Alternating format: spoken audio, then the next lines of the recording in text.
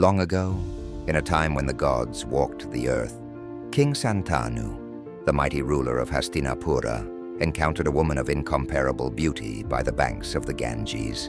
Mesmerized by her ethereal presence, the king could not resist proposing to her, unaware of the divine secret she carried. "You must certainly become my wife, whoever you may be."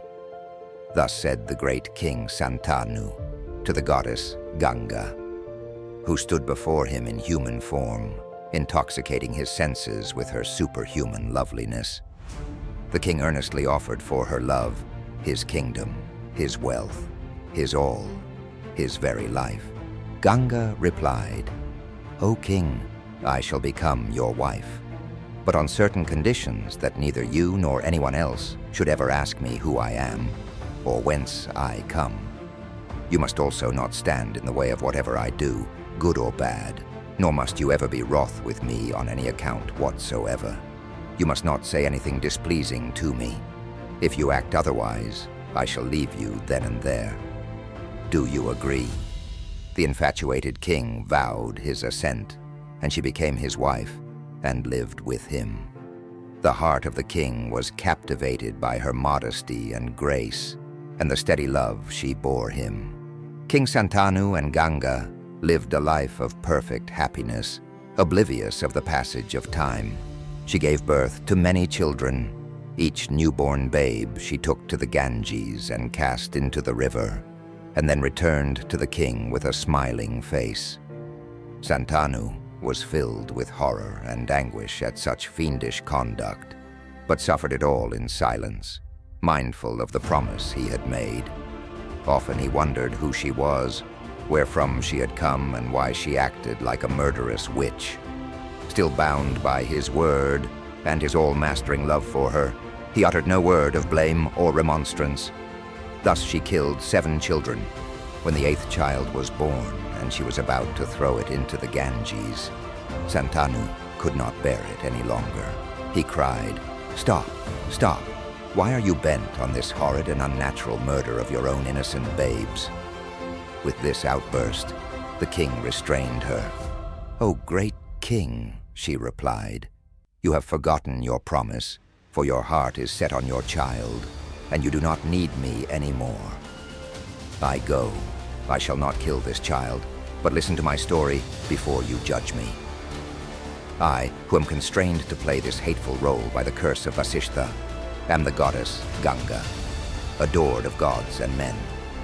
Vasishta cursed the 8 Vasus to be born in the world of men, and moved by their supplications, said I was to be their mother. I bore them to you, and well is it for you that it was so, for you will go to higher regions for this service you have done to the 8 Vasus. I shall bring up this last child of yours for some time, and then return it to you as my gift." After saying these words, the goddess disappeared with the child. It was this child who later became famous as Bhishma.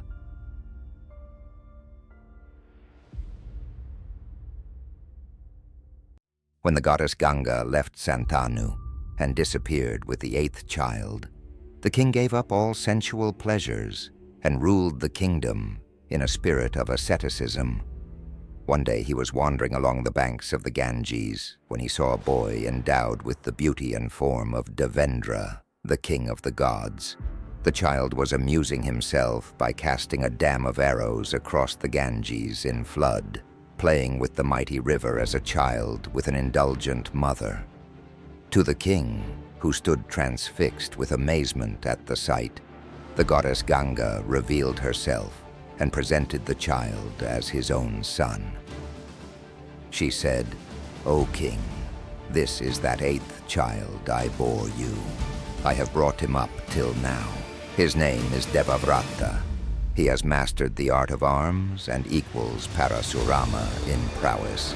He has learnt the Vedas and the Vedanta from Vasishta, and is well versed in the arts and sciences known to Sukra.